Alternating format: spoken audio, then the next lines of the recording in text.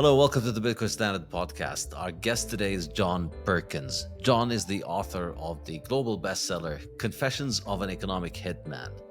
In that book, John details his experience working with international consulting firms that worked with the World Bank and similar international financial institutions, and he relates his experience dealing with poor countries taking out large fiat loans. I think this is a very interesting story. I've read the book many years ago, and I think it's a story that's relevant for Bitcoiners as we think about how the fiat monetary system works. So it's a pleasure to have you here, John. Thank you for joining us. Yeah, it's great to be with you, Saifedean. My pleasure. Thanks. So, can you give us? Let's begin with a brief outline of the main thesis of your book. What did you do as an economic hitman? How did you get into this line of business, and what did it involve? Well, first of all, let me say my real title was chief economist at a major U.S. consulting firm. And the idea of economic hitman comes from what we actually did. So my job really, in that I had a pretty large staff that worked for me, was to identify countries with resources our corporations want, like oil. Today, it would be more likely to be lithium or the other rare minerals that are used in high tech, and then arrange a huge loan to that country, the World Bank or one of its sister organizations, using the resource as collateral. But the money wouldn't actually go to that country. It would go to a U.S. corporation, an engineering construction company, to build big infrastructure projects in that country. Things like highways and ports and airports and industrial parks and electric power systems that made it look as though the GDP in the country was increasing, and also, of course, brought huge profits to the companies, the U.S. companies that built these, and benefited the few wealthy families that really run the countries, because they own the industries, they own the banks, they own the commercial establishments that benefit from this infrastructure. But the majority of the people would suffer because money was diverted from social services like healthcare and education, uh, to pay the interest on the loans. And in the end, the principal couldn't be repaid. It was too big. And so we'd go back, and usually in the guise of the IMF, International Monetary Fund, and say, hey, since you can't pay your loans, sell your resource, oil or whatever, real cheap to our corporations without environmental or social regulations. Or let us build a military base on your soil. Or, privatize your public sector businesses and sell them to our investors real cheap. Or vote with us on the next United Nations vote against Cuba or China or whatever. So my real job was to create American hegemony around the world, to really create an empire. But it's more a corporate empire almost than an American empire, though the two are very much interrelated.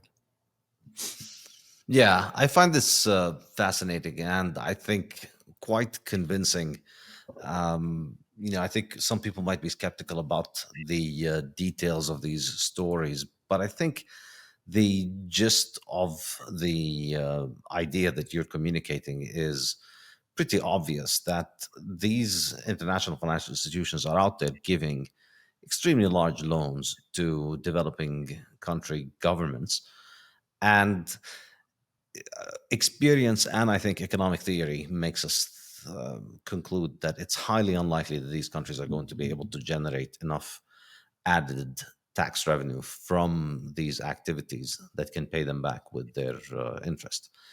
It's very common that these things can't be paid back, and I think it makes sense. If you look at the track record, you see that so many of these loans end in failure, and you need all kinds of structural adjustment, and getting into more and more extra loans. But also, just think, as an economist, you see that putting this much capital in the hands of governments rarely works out so well. When you have government being able to spend such an enormous amount of money in small economies where they end up dominating the labor market, dominating the capital markets, dominating all kinds of things, they have little ability to perform economic calculation because there's very little market outside of the state. So it becomes very difficult for them to allocate capital efficiently and to make the exorbitant rates of return. But I think a very interesting point you make is that your job as a hitman, as an economist, is to show them models that present the um, financial feasibility of these projects in a very favorable light. And I think here, can you tell us more about how this works? Yes, it's all about perception. It's and there's a big perception that's misused, and that's the idea of gross domestic product (GDP), uh, which claims to be a measure of prosperity in a country, and even more insidious is GDP per capita, which makes it sound as though it represents what the average person is making, which it doesn't at all. Primarily represents what the most wealthy people in the country are doing and what the big corporations are doing. And in fact, the small farmers markets and a large percentage of the population in many of these countries are not even registered in GDP.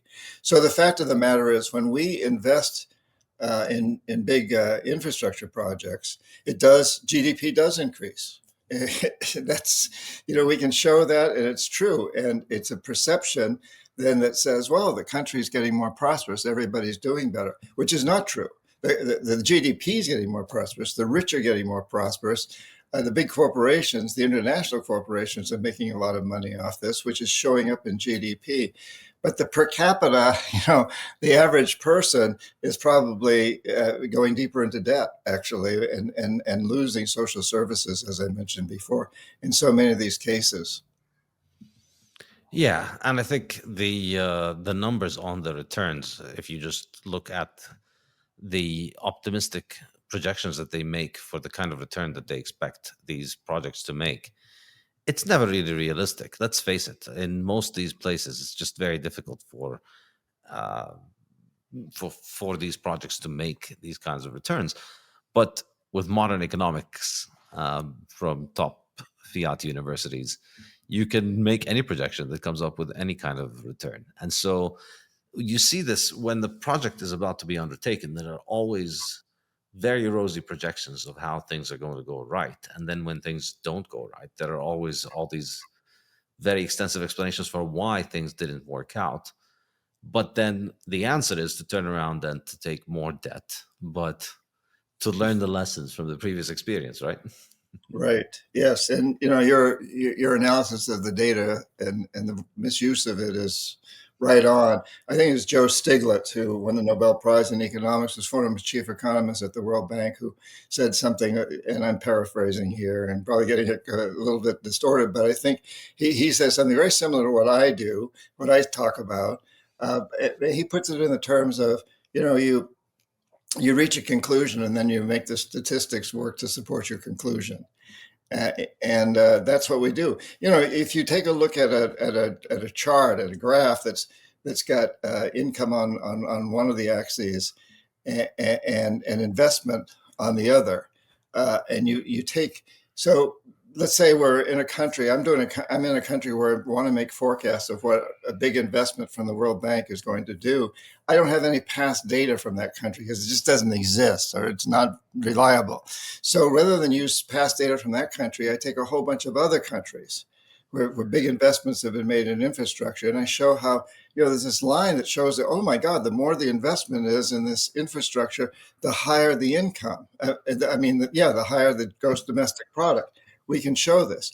And if there happens to be a country or two that distorts that, that's below the line, that doesn't comply, then we find a reason to take it out. Oh, there was a civil war in that country, or there was a tsunami, whatever. We find a good reason to take that country out of the analysis. So again, you mold the analysis to fit what it is you want to conclude. Yeah, and one of the very powerful tools in their magnificent toolkit of statistical tricks is this idea of calculating the social net benefit from these projects, which allows them to internalize all kinds of non-monetary aspects of the project and add them into the feasibility study to make it look like it is more and more favorable. So they, as part of their attempt to try and become more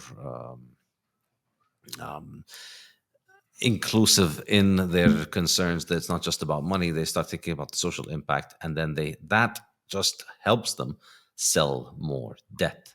I think the conclusion that they're constantly arriving at is that you need to borrow more. I think this is the kind of spoiler to all of these things. It's very rare that the World Bank or the IMF would conclude that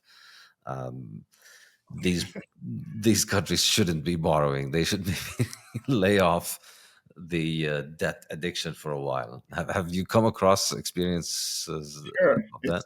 It's called the debt trap, and now China's doing it extremely effectively, more effectively than their economic hitmen have learned but from all our mistakes and errors. I taught at an MBA program in Shanghai, and I realized when I first got there that they really wanted to learn what I'd done right and what I'd done wrong, so they could benefit from that.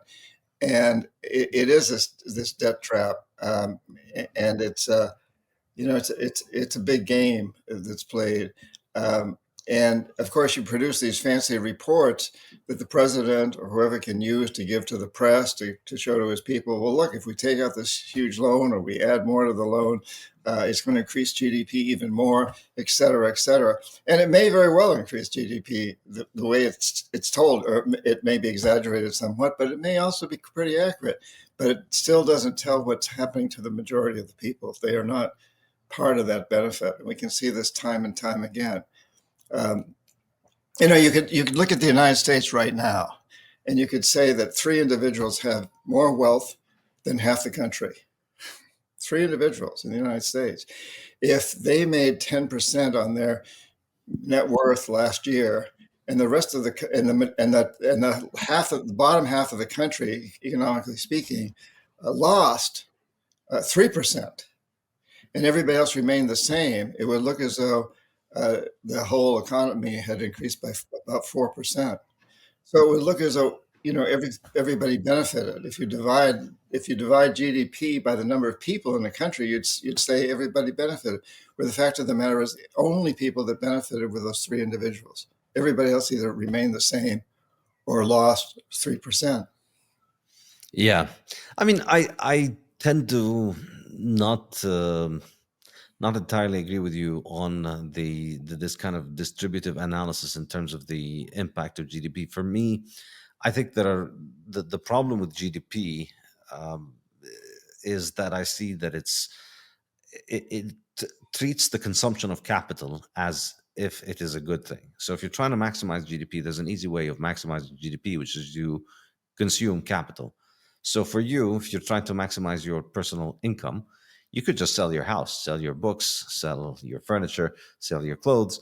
Then you'd have a pretty high income in a month, and then you can spend all of that. And that's essentially what these governments are getting into when they start selling the country's assets and the country's natural resources at a pretty steep discount because they got into debt. But it leads to GDP going up.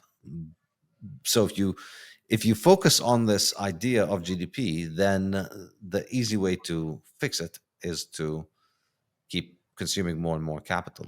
And I think this is what you see happening in this kind of, as a result of this GDP fetishism.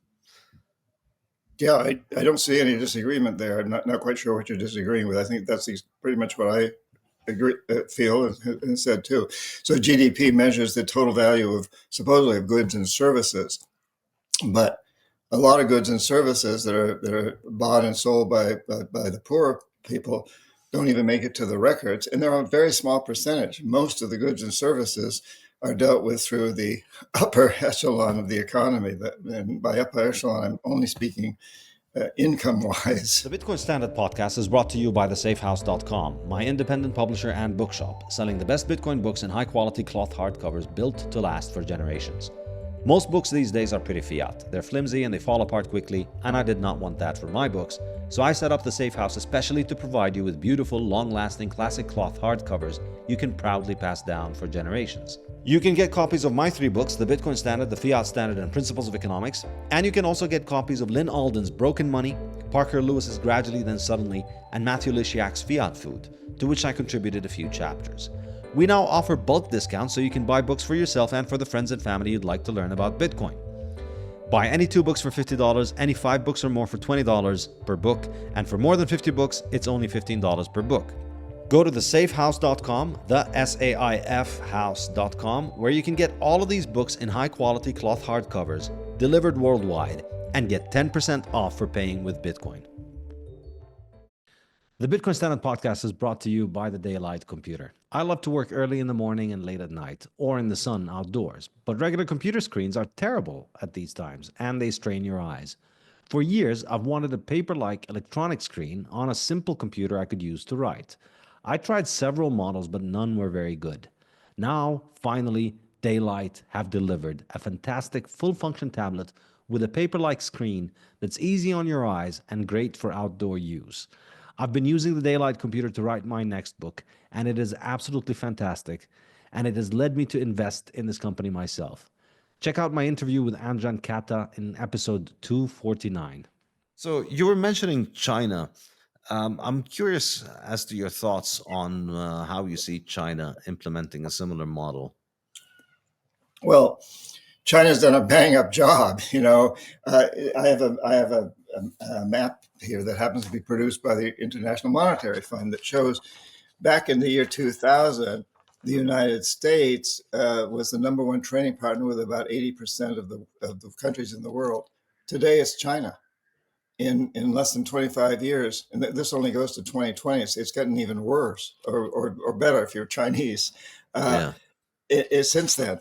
So China is doing an incredibly great job, or efficient job. Let's say they're economic hitmen. They have an amazing story to tell. They can say, we increased our GDP by 10% a year on average for 30 years. Nobody else has done anything like that. We brought 900 million people out of dire poverty. That's twice the population of the United States. Nobody else has done anything like that. Meanwhile, the United States, the middle class has sunk from 60% to 50%. The minimum federal wage hasn't increased since the 1970s in the United States. And so if you're the leader of a country in Africa or Latin America or parts of the Middle East and Asia, and you're looking at what do you want to do to develop your economy, you might say, well, I don't want China's type of government, or maybe you do, but I can see that China's form of economic development is a lot speedier, a lot more effective than anything that the United States has to offer. So there's this great story, and there's the connecting a country with the whole world through the New Silk Road. China has an incredible story. And at the same time, the United States has really shot itself in the foot, by going into Iraq and Afghanistan and all the involvement in so many other wars around the world, including in your part of the world, in the Middle East and in Ukraine and in parts of Africa. We've spent a huge fortune and a lot of energy and pretty much ignored Africa and Latin America. China didn't get involved in wars it can't win. It devoted its resources and its energy and its money to Africa, Latin America, and parts of the Middle East and Asia, where it had a good chance of becoming the number one trading partner, and in Europe too. So it's been incredibly effective over the last 20 years, 25 years at taking over world trade. And it's done it by making friends, pretty much, not enemies. There's a great Chinese proverb that says, if you want to create an empire, make friends, not enemies. China hasn't built military bases in other places. Well, they've got one in Djibouti, and they may have a couple of others. They're primarily repair and waste stations. Meanwhile, the United States has over 700 military bases in more than 100 different countries around the world, which don't make friends. For the most part, people don't want to be occupied by a foreign power. So China has done an amazing job. of, of, of outbidding us, outsmarting us in the United States. And I think what's going on with the Trump administration now is just going to make things much, much worse. We're becoming more and more isolated, and it's going to worse in terms of the U.S. versus China. It's going to help China to continue to increase its hegemony, its power, and the United States is going to continue to decline. Yeah, I tend to agree with you generally on this point, but I just don't see the equivalence between what China is doing and what you describe in your book, because I don't see, because first of all, this idea that China is trading with the rest of the world, so therefore it is engaging in this kind of economic hitman relationship. I don't see the connection here. I think China trades with the rest of the world because China has become the leading industrial producer of the world in high-tech goods, but also in steel, in cars, in so many industries. They just make a very large percentage of the production, and they make some of the best production out there. It's China's no longer what it was in 1994, 30 years ago, when it was the world's cheap workshop. It's now Sure. it's now the world's leading industrial center. I mean, effectively, China is the center of global industry. Everywhere else is becoming a backwater. They produce the most advanced machinery in pretty much everything, their boats, their port infrastructure. So the world trades with China because these goods are good. They are affordable, they're reliable, they're making life better for people. People all over the world are buying cheap Chinese products that are improving their life. I don't see this as being similar to the relationship that the US and the IMF would establish. And for this, I come to my main difference between the two, which is the fact that the US has a money printer. The US has the US dollar with which it finances the IMF.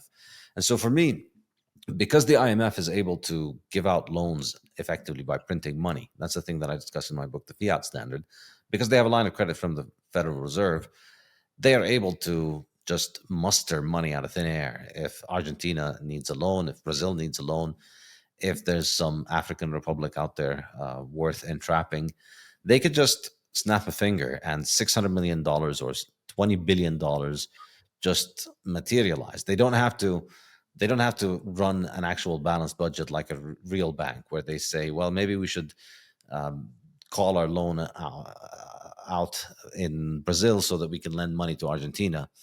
They just make the money. The US Federal Reserve and the US government make it available for them. China doesn't quite have that. It doesn't have a global reserve currency. And so if a Chinese capitalist is putting $1 billion investment in a foreign country, or a loan in a foreign country, that's not fake money that's generated like in the IMF's case, where it's just the central bank printing that money. That's real money. That $1 billion can't be deployed elsewhere. There's a real opportunity cost to it, which the IMF doesn't have. So therefore, the Chinese have to have fiscal financial responsibility in the way that they deal with the rest of the world. And they can't really engage in this kind of unprofitable debt entrapment model, which is, I believe, only possible because of the money printer. And I think if you look at Chinese foreign policy, it's, they've not been sending out, as far as I can tell, they've not been sending out. Well, there's not been any. They've not been involved in any war since about 40 years now, and I can't tell if there are examples of them taking out presidents who have refused to pay back or something like that. As far as I can tell, I've not heard of any. So I don't think you could really draw a very uh, a very strong connection between those two. Or what are your thoughts? I disagree. China has invested huge amounts of money. In the last couple of years, it's invested over $1 trillion in Africa, Latin America, and other low-income countries. The World Bank has, and USAID, I think, has only put up 30 billion versus 1 trillion. And so China has done an amazing job. Don't forget, it has the BRICS Bank. It has essentially unlimited amounts of money. It has a huge capital store. And when it's selling all these products, its trade with the rest of the world puts it in a position where it's got tremendous amount of money coming in. Most of these big international Chinese companies are 51% or so owned by the government. So China doesn't even have to tax its industries. It gets a percentage of the profit, a large percentage.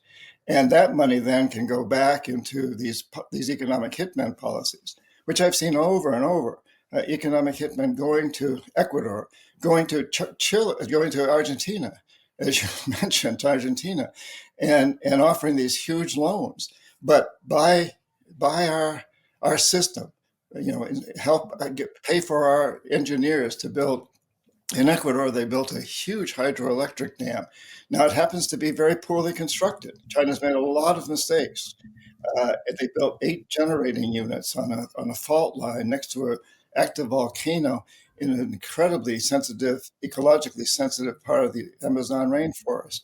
It's a poor project, but Ecuador owes a tremendous amount of money to China for that. It was a loan that was made by China to Ecuador to build a project that isn't functioning, but Ecuador is still on the line for the money. So China's now gone in and they're building a couple of huge gold mines, cobalt, and copper mines out in the very sensitive rainforest. They're doing it because Ecuador can't repay its debts to China, which are higher, much higher than its debts to the U.S. or any of the U.S. banks, the World Bank. It owes a lot more money to China than it does to us. And that's been repeated over and over and over again. You're quite correct about the idea of printing money, but on the other hand, China is trading in the UN in places, and especially in terms of buying oil. And it has tremendous access to capital from its trading and also from the BRICS Bank, which is, as you mentioned, Brazil, Russia, India, China, South Africa, but a whole lot of other countries that are part of this whole system. So it has extremely, and I can't say unlimited resources, unlimited capital, but it has access to huge amounts of capital. Yes, but it still needs to remain financially solvent, and so therefore it needs to act in a generally sane way. So it's not Why, out there why does it need to be? I'm not sure how you define solvent. because they don't have a money printer. In the case of the IMF, they can take on a failed government that has defaulted several times, and they can still bail it out, and they know that they won't be making that money back. But it doesn't matter. That's just how the business model works. We print a bunch of money, we hand it out to people who don't deserve it, and then we own their countries. Well, China doesn't have a money printer. It needs to pay dollars in these countries. So these countries don't have a liquid reserve of Chinese yuan that they could just take. They need to pay dollars for their local salaries, for their imports, for their trading with the majority of the world, for their trade with China. They do it with dollars. So therefore, the Chinese have to operate on a currency that they can't print. So for me, that instills a lot more fiscal responsibility because there's Well, no bailouts. you can look at their history in Africa, where they've invested a lot of money that they've never gotten back, and have in fact said that they don't care about getting the money back. They want friends. They want 54 African nations that have bought into the New Silk Road, and a number of them are not paying back their loans. It's been forgiven because China says, "Well, vote with us at the United Nations. Be our friend. Join our sphere of influence." Can that go on forever? I don't know. I suppose not, but maybe it can if you can also increase trade at the same time. So your corporations are bringing in huge amounts of money. China has a tremendous amount of capital. I understand, but I mean, when you hear Westerners talk about this, it's it. I think they're projecting the things that the Western empires do. When really, if you look at the impact that Chinese trade has been having with a lot of these countries, it's allowed for the introduction of incredible advancements in technology, modern Right. capital, and it's improving living standards. I mean, there are a lot of high productivity Chinese projects in Africa that are doing pretty well. So, Yeah. and there are and there's no military threat out there. It's been 40 years that China hasn't been involved in a war, and it's never as far as I can remember, been involved in an African war other than probably peacekeeping missions, or perhaps maybe something in the earlier days. But not in the last 40 years. They're not sending military. So whatever relationship that they're having with these African countries, you can be cynical about it, but as long as they're not sending militaries and as long as they're not printing money, there's a significant difference. I'm sure you have to admit with what Oh, the U.S. is yeah, doing. no, I'm not cynical about that at all. It's a huge part of their policy is to make friends, not enemies. They don't locate military bases. I said that earlier. That's not part of their modus operandi. In the United States is very unpopular because of what it's done, and China has taken advantage of that. They've also taken advantage that, we in the United States, and I don't know where you are, whether this is true or not, but we talk about how the problem of the Uyghurs and other Muslims in China. But so much of the rest of the world says, well, yeah, but who are really the anti-Muslim countries? It's the United States. They've attacked Iraq and Afghanistan and supporting Israel against Palestine. Like the United States is very anti-Muslim. So in all around the world, people are seeing us very, very much as the bad guys. And China is coming in and really looking like the good guy. And it's Yeah, investing a tremendous amount of money. China has a very aging population, and yet Africa has a median age of population of 19 years. So Africa has this very young population, and China is looking at Africa as their source of future income to support their aging population with a young population that, as you said, they're helping to make more productive. They're helping to bring prosperity to these younger people in Africa so that they can help support the Chinese people in one way or another. yeah. I think it's a lot of Westerners discuss this as if it is an evil, cunning Chinese plan to take Mm. advantage of the U.S. But really, I mean, it doesn't take a lot of evil and cunning to just not arm a bunch of genocides and militaries around the world. I mean, No. you ask any Uyghur in Xinjiang whether they'd rather live under Chinese rule or under Israeli rule in Gaza on the West Bank. I think Yeah. that pretty much is a very easy question to settle. It's an incomparable situation, and for me the hypocrisy of the situation was really laid bare when you see modern pictures of Urumqi. I think is the name of the largest city in Xinjiang, where supposedly the genocide is taking place, and it's a big Chinese bustling city. Whereas you look at what's going on in Gaza, and then U.S. foreign policy wants you to believe there's a genocide there in China, but not in Gaza. Yeah. It's and then I think most of the or a lot of the rest of the world understands exactly what you're saying. They see the United States as being the bad guy, being anti-Muslim, and China is being much more pro-Muslim, frankly. Uh, or at least not overtly anti-Muslim. And you could say that about Africa too. You could say that about a lot of the parts of the world. China has this, incredible history of being a great trading partner and very seldom using military force, as you pointed out, the 40 years. But, China, we talk about the threats to Taiwan and Hong Kong and Tibet and this sphere that's immediate to China, which China claims is part of China. And I taught at this MBA program in China, and we got into I think, a discussion with students about this, and they said, well, look at the United States, you took over half of Mexico. And now, of course, they're saying, threatening to take Panama and Greenland and who knows what else, maybe Canada, maybe parts of Europe. So, yeah, there's this view in the world of that the United States has, we've created this impression, and I think really it's important to understand. One of the things I learned as an economic hitman is perception creates reality. So if you can, when you change a person's perception, they change their actions, and then that changes reality.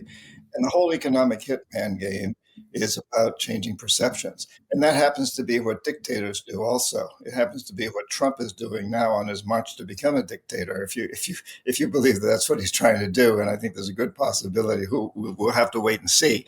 But it's all about perception. It's all about,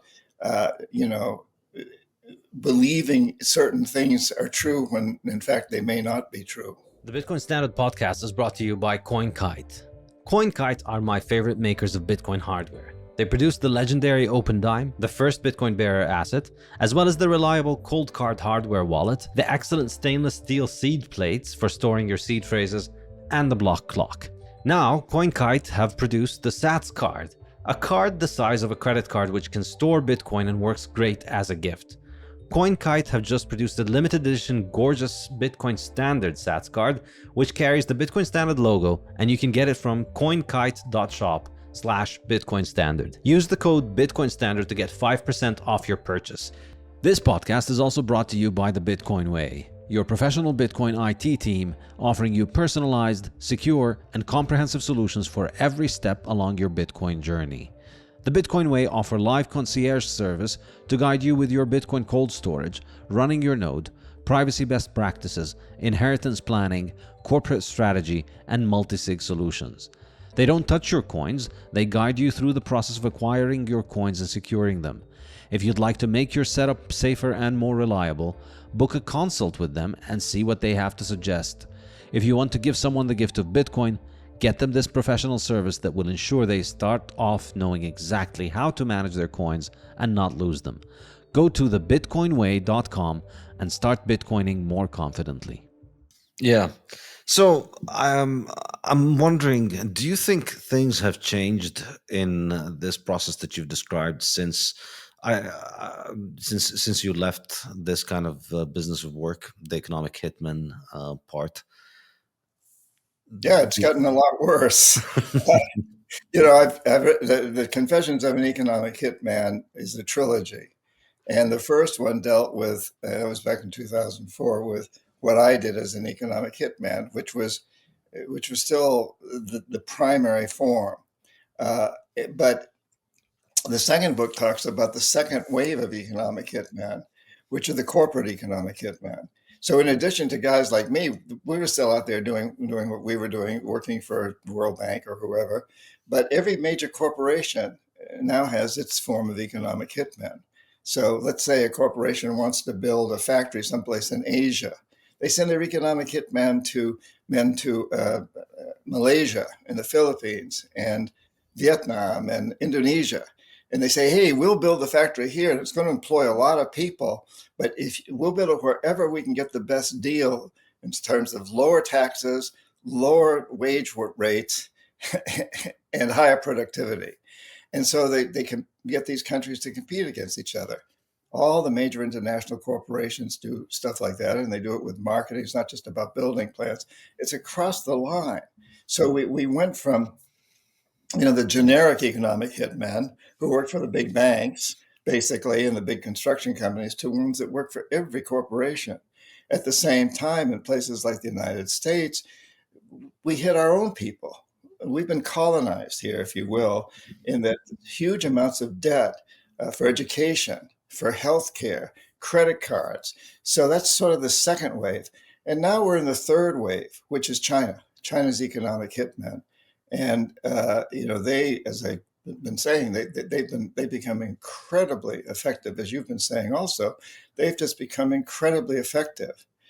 And I would mention one other thing, and that is that when this book came out, which is the title of this book, I don't have it in front of me, but it's Confessions of an Economic Hitman, third edition, China's Economic Hitman. It's about China. And it is very critical of a lot of the projects China builds around the world, like the power plant I mentioned in Ecuador and many, many others. And although the first two editions were published in China by a major publishing house, when I wrote that book, my publishers and I figured it would never be published in China. It was too critical of China. Well, here it is. Here it is. It just came out. Well, I just got my copy a couple of weeks ago.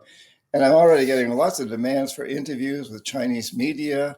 Um, and I have a friend here in the United States who's from China. He's a member of the Communist Party. He's a visiting professor. He's read both versions, and he said, they didn't omit anything. There's no censorship. And so this idea that we have of China's not allowing people to get information, you got to rethink that. Yeah, there may be more censorship of some of their internet, although that seems to be changing in the United States. Who knows what we're doing? But the fact that this book is now out in its full, with all the criticism of China that's in here. Yeah, it talks about how successful China's been, but it also criticizes it quite strongly. So I'm kind of fascinated by that. Yeah, I think more and more people are realizing there has been a lot of negative propaganda about China. I think this idea that there's an overarching, complete censorship regime, I think is probably exaggerated, because in the West there is a censorship regime as well. It's just the topics differ, and so Westerners obsess about what the Chinese censor, whereas they don't see a problem with the sort of censorship that takes place in And Western. who knows what Musk himself is censoring, or what he's reading and looking at. He owns spy satellites around the world and the internet in over 100 countries. So yeah, who do we trust? Yeah, Who do you want to have your information? Do you want Musk to have it, or Xi of China to have it? It's not. It's almost like one or the other is going to have it one way or another, which yeah. is very, very scary. And I think something that we really, really need to address. And I would hope that in the so-called democracies of the world, we would be able to address that in a way that perhaps they can't in China.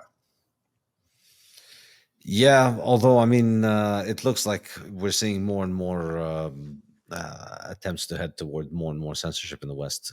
You just saw Yes. the TikTok ban, and I Yes. think it's this is likely to probably continue. So it shows that probably had not headed in that direction of improving the openness. I think you're right, unfortunately. Yeah.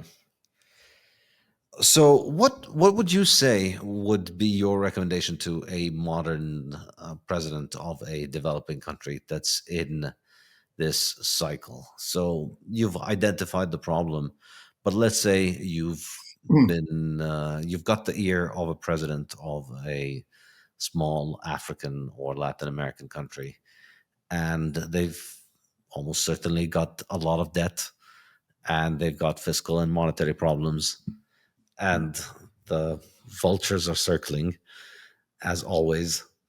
What would you recommend is the way out? What would you do? Yeah. I recently met with the former president of Ecuador, president there for 10 years, Rafael Correa. Was on a TV show that he does out of Mexico now. And we talked about this very thing. And this guy has a PhD in economics from a university in the United States.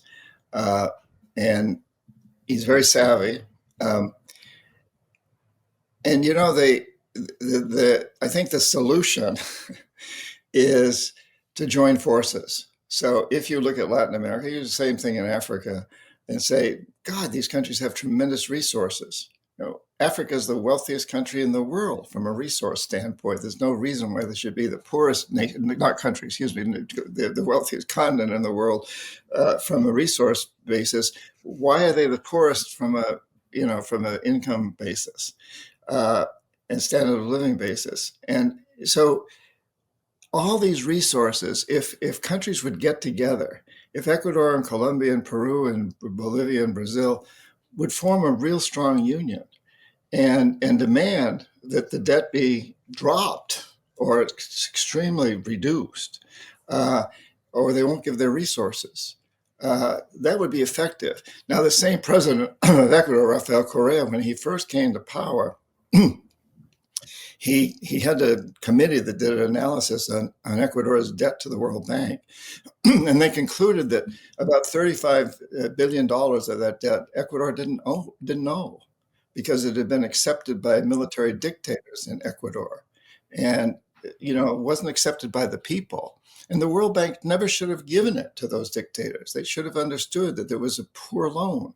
A bank has to be held responsible for making poor loans. They made poor loans and put Ecuador into debt. So Correa refused to pay it. And eventually it was renegotiated. So I think he paid something like, I can't remember, about 30 cents on the dollar. So he did pay some of it, but it was renegotiated because we wanted Ecuadorian oil, quite frankly.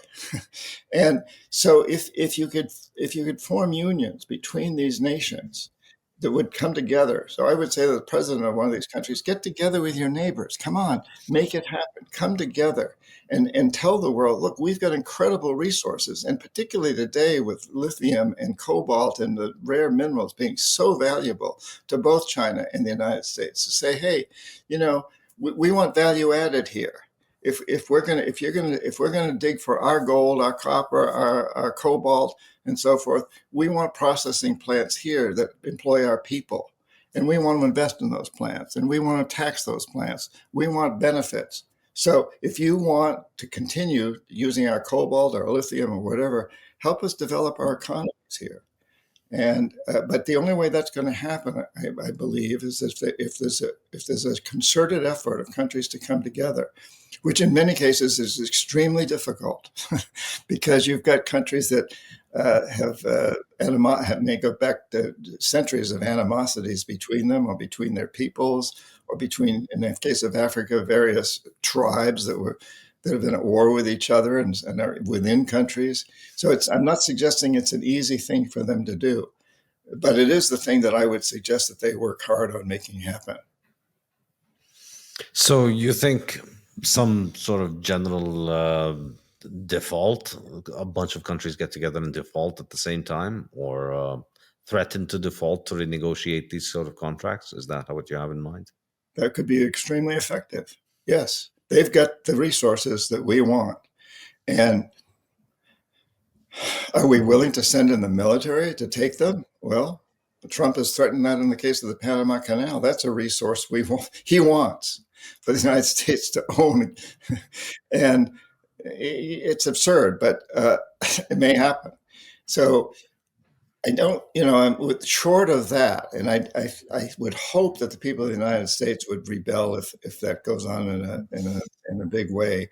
Who knows? Because we've certainly put up with sending forces into Iraq and Afghanistan. The people in the United States are very vulnerable to this perception that they're doing the right thing by sending in the military. So who knows? But I think it's unlikely, especially if enough countries come together and say, we've got the resources. Come on. Give us a fair deal, or you're not going to get these resources. But one country can't really do it very well on its own. Ecuador did to some degree with oil, but that was partly successful because Venezuelan oil had been cut off, and there were a lot of other conditions around that. But in general, if Ecuador does something like this, and Peru may see this, they can go out and work with the United States and give them their resources. But if they all come together, they've got a lot of power. They control the resources. Yeah, I mean, I think it's kind of difficult to see this practically happen, because in most of these countries, there are long-term contracts, and it's not very easy for them to just renege on them all.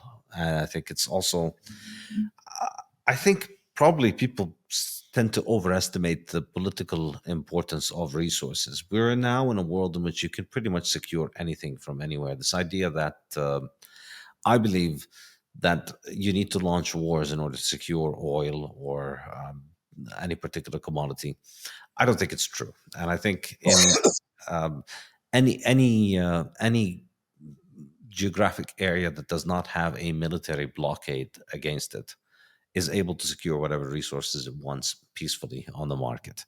So the US is not going to run out of people looking to sell it oil, no matter what happens in the world. There is so much oil being produced in so many different places. The US will always find somebody willing to sell it oil. It's true with oil, but it's not so true with rare minerals, which have become perhaps more important than oil. and will certainly become more important than oil, the ones that are used in the high tech industry. And Yeah, so far we haven't seen those in too many, but limited places. Now that lithium and cobalt and the other rare minerals may exist in other countries, but we haven't found it yet. yeah, but from what I understand, I think it's China's now basically become the leader in the production of the majority of these, and That's I right. don't think it was the leader a few decades ago. So I That's think right. with all of these things, it's a matter of capital investment. European countries and the US are not investing extensively in this kind of mining Exactly. operation where the Chinese are. So I don't think, I think it's easier to dig mines than to fight wars for things. I think the people Absolutely. who want to, and it's easier, and it's also obviously more economically rational. It makes a lot more sense. But the people who benefit from these sort of things are people who stand to benefit in a narrow, selfish manner, in the sense of this particular company could get a monopoly on all of the oil or copper or zinc or some resource in a particular area, and that's what drives these kind of things. For me, I think uh, I may differ with the with the way that you offer this kind of solution, because the way that I see it is, I don't think that the answer is for these international organizations to be organizing more development and controlling more in the economy and providing more of the services. For me, if you could just get the weight of the debt and all of the taxes that need to be paid for debt and all the inflation that results from the debt, if you could take that giant weight off of the back of the people in these poor countries, people would have significantly higher amounts of capital available to them. They'd be able to spend and invest in ways that meet their needs. And then you would see what I believe is market driven development, which would be a lot more productive because it would be driven by the spending and the investment of the people themselves. Whereas in the current scenario, the spending and the investment are driven by the choices of the government because it has such an enormous amount of capital available to it, thanks to the loan, which it should never have gotten. So for me, the way out, and this is kind of my Bitcoin pitch to you, and it's all leading up to this. The way out of this would have to be Bitcoin, in my mind, and it's kind of a recurring theme in this podcast. Every episode ends on the theme of how Bitcoin fixes things. So for me, the idea is ultimately the problem for developing countries is that they just cannot hold a hard reserve asset that doesn't lose value over time. So they're holding dollars, the dollars are depreciating over time. If you're holding treasuries, the treasuries are barely keeping up with inflation, and best case scenario, but most likely depreciating against inflation, as we saw in the last few years.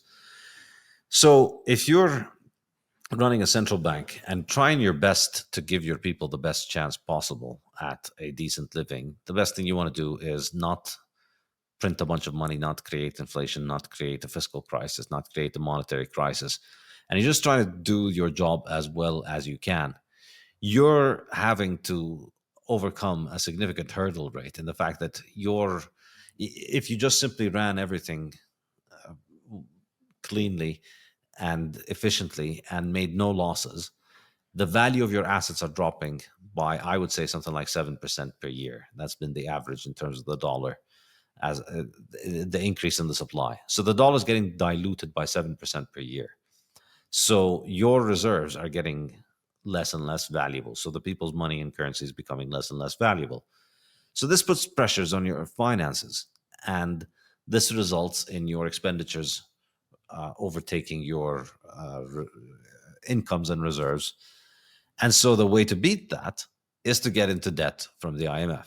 The way to beat inflation for individuals or for governments or for corporations is to put the dollar on the liabilities side of your balance sheet and not on the assets side of your balance sheet. So instead of holding cash, you borrow. And then the devaluation of the dollar reduces your borrowing burden, and not holding cash balances protects you from the devaluation of inflation. So that's why everybody ends up being an individual, being in debt, whether it's an individual or a corporation or a government. Yeah, that's the And fiat. That's the fiat system. exactly, that's the That's fiat it. system. Yep, Yeah, it's not working. Absolutely. There's no And question. There's no question. The whole central banking system that we have in so many countries now, and particularly the one that revolves around the dollar, is not working. Whether cryptocurrency is the solution to that or not, I'm not sure. But I think that what we are going to find is that yeah, that is one of the solutions. And China knows this very well. As you know, we've talked about this earlier, but China understands that the only reason the United States can impose sanctions on it or tariffs on it are because the dollar is so important in the world right now, the fiat currency. But yeah, you hit the nail on the head. It's not working, and it needs to change. yeah, and I think the way out is Bitcoin, because with Bitcoin, these governments and central banks can hold an asset that appreciates over time rather than depreciates. Well, And so what about the idea of countries developing their own cryptocurrency? I think, I mean, the majority of the currencies that exist today are effectively digital currencies. The majority of dollars and euros and national currencies are effectively digital. So it Right. changes nothing if they really switch to some sort of CBDC or a cryptographic based currency. Fundamentally, it doesn't change much about the central banking money. It's all pretend money that the central bank makes up anyway. So if they find a new way of delivering it, that doesn't change it fundamentally. But what I think can make a fundamental change is countries that are able to stack Bitcoin. Because if they can accumulate a significant cash position in Bitcoin, that appreciates over time. And then eventually they no longer need to borrow. They can just understand, they can just know that their assets continue to appreciate over time. So they just need to run a balanced budget and continue to have more and more reserves over time. And then in case there's a problem, they can spend from those reserves. So I think this is really the only way I see as a way out of continuously having to pay all of these debts and continuously having to burden the citizens of the country with more and more debt payments, because I think that's really the most pernicious aspect of this. So if you have a hard money, then these governments and countries can just effectively opt out. Well, I think that it remains to be seen. So certainly, El Salvador has made an attempt at doing that. How successful has that been? Well, they've made several hundreds of millions of dollars from buying Bitcoin. So they've been buying over the last almost 4 years now. So over those 4 years, a lot of those Bitcoins were bought at a significantly lower price than now. So they've made a profit of several $100 million, I think. So I think the long term perspective here is that as a country continues to have a hard asset that continues to appreciate, its fiscal and financial position becomes a lot stronger. Now, currently, it's allowing it to borrow at a lower rate. I think it's helping in the fact that it can borrow at a lower rate because its balance sheet is looking healthier and healthier. Because hundreds of millions of dollars are significant in that case. But yeah, go ahead. Well, I think Bukhari recently, and I think last year, objected to its volatility and environmental impact, and made a deal with the IMF to limit its involvement with Bitcoin. Is that not correct? Yeah, so it seems like they've removed its status as legal tender, which, in my opinion, is not that big of a deal because ultimately not a lot of people were using Bitcoin in day to day transactions. Ultimately, money is a network good. And so, what matters, what people are going to be choosing as money, is what is the most liquid good. And currently, that's the dollar. That's by far the most liquid money in the world. So now, we're at a point where Bitcoin cash balances are a tiny little fraction of dollar based cash balances. So over time, you would expect people to start using Bitcoin more and more on a day to day basis when the size of Bitcoin cash balances grow. So at this point, for me, the value proposition in Bitcoin is more about growing your cash balance, which happens through accumulating more Bitcoin, but also happens thanks to the fact that the value of Bitcoin goes up. So the cash balances go up. So the aspect of mass commercial adoption of Bitcoin in El Salvador has not materialized. But for me, I think the more important thing that it can do is as a reserve asset, as a cash reserve asset, it continue to appreciate over time, and allow people who hold it, or governments who hold it, to become more and more fiscally and financially independent. Well, I hope you're right, because there's this central banking system. The fiat currency it's outdated at best, and it certainly is not serving the world's best interests. And if Bitcoin's the answer, that would be wonderful. I'm not convinced that we've really proven that yet, but I'm not convinced we haven't either. So I think we're in very, very interesting times, and it's going to be fascinating to see, what happens in the next few years with the huge changes of administrations in so many parts of the world, the movement toward the right wing, and what is that going to mean for the world's currencies? I think we have to wait and see, but Yeah. but, but I hope you're right. Well, I hope I've sparked your curiosity enough to look more into Bitcoin. I told you Well, I can send you no, my books. you have, and I do own some Bitcoin, incidentally. Oh, okay. Well, that's good to know. And speaking at a Bitcoin conference in Las Vegas in a few months, so Oh, I'm okay. looking forward to that. I think I'm going to be there. I think I'm going to be Oh, there. good. Good. I made it Yeah. very clear to the organizers that I'm no expert on Bitcoin, but I'm willing to talk about global economics. so, Excellent. and I'm hoping to learn a lot. Excellent. Yeah. I'm Look very forward open to to seeing. the idea that we've got to change. We've got to change, and I don't. Yeah. Well, this is a real possible solution. Excellent. Well, I just wanted to ask you about one more thing. You mentioned, the new changes in the administration in the U.S., and over the last few days, a lot has been made about the USAID, USAID, and the Trump administration cutting it. So I'm wondering what your thoughts are on that. What are your thoughts are on USAID in general? Would you say it's part of this Hitman mafia or not? And what do you think of the aid or the funding cuts? When I write about it and I criticize foreign USAID and particularly the World Bank, and I'm doing that from the perspective of the developing countries that are put into deep debt. Now, if we look at it from the perspective of the U.S. and China competing with each other, and if I'm in favor of the U.S. kind of winning that competition, which I am, I'm a loyal American. I'm not particularly loyal to this current administration, but I do want to see us. I don't want to become part of a Chinese hegemony, a Chinese empire. Um, then I would say that it's a big mistake to cut back on foreign aid, because it is a way of making friends when used properly. And I think the United States has misused it many, many times, and creating huge debt and bullying countries with it. But I also don't think the answer to that is just getting out. The answer is to reforming that system.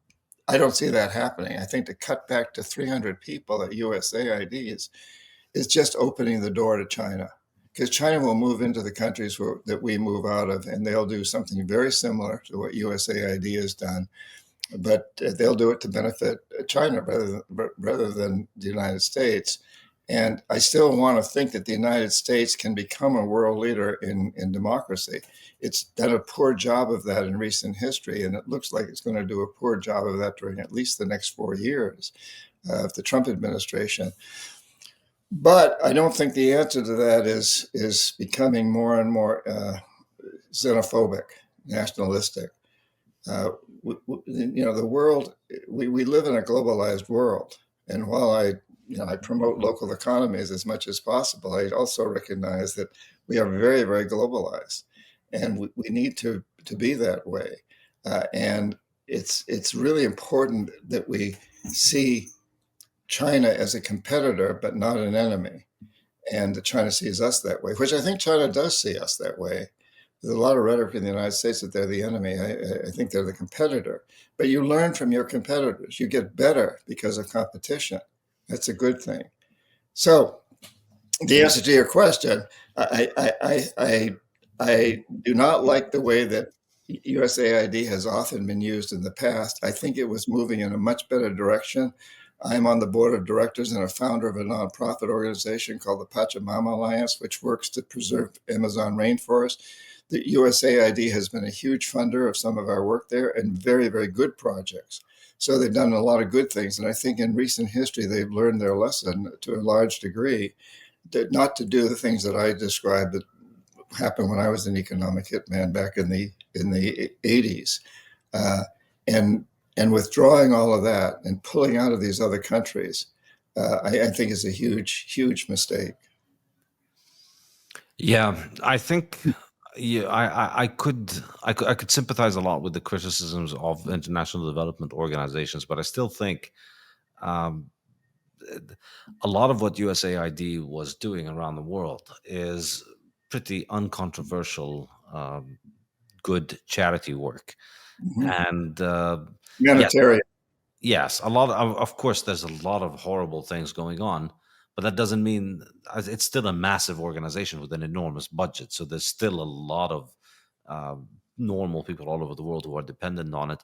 And I may sympathize with the idea that as an American, you want to prioritize your country and you want to pull out of those things. I still think this kind of immediate suspension of activities was, in a sense, a breach of contract because Yeah, there was don't get me wrong. I totally agree with you with that. I don't think we want to pull out of those things. I think we want to get better at what we do, and I think we've been doing that. yeah, I don't think the way USAID was used back in the 80s when I was part of that, but I think that's changed a lot, and yeah, pulling out is not the answer. It's becoming smarter and more compassionate. And there's a lot of compassion in USAID, a lot of great humanitarian work. We're yeah, seeing that in Gaza, for example. Well, we did see it in Gaza, and it's become more and more difficult, but we're seeing and in many other places. So yeah, I'm not opposed to it at all. I'd yeah, like to see it changed, but I don't yeah. want to see the United States just pull out of this humanitarian work. And it's not just humanitarian. There's a lot of good development projects too on a small scale that help small scale farmers and fishermen and others. Yeah. Yeah, and I think a lot of people are dependent on these projects because of the fact that those projects had come in and spent time and money and resources, and to just pull the plug immediately on them right now is going to be a big problem for a lot of people, which is Catastrophic. It's going to be yeah, catastrophic in so many respects. And as I mentioned, just my own experience on this board, where we're a fairly small organization, we get $12 million from USAID that's now gone, as far as we know. And now all that money was going to help indigenous people in the Amazon region of Ecuador and Peru, to help preserve their forests, to develop ways of preserving their forests instead of cutting the forest and letting in and getting involved in small scale gold mining, et cetera. It's been really valuable, and we're going to impact thousands of people in that region by not having that money. And there's going to be negative impact. And the projects we've been doing there are excellent ones. yeah. Well, yeah. What are we gonna do? It's tough times. It's a very interesting time. That's for damn sure. I think what we can say for sure is that we're in deep chaos, and things are evolving and evolving very rapidly. I would hope that, the old adage that out of chaos comes improvement. I would hope that that's what's happening now, that we're going into this deep chaos, and out of that, we will learn that we must change, because, we have to know that we've created this death economy, this economic system that's based on maximizing short-term profits for big corporations, regardless of the social and environmental costs. And this death economy is polluting and consuming itself into self-destruction. And it's the economic system that I help promote as an economic hitman, that the United States has been promoting, that China is promoting, that Russia that basically is promoted everywhere, and it's failing us. It's absolutely failing us. We've got climate change, we've got species extinction, we've got environmental devastation.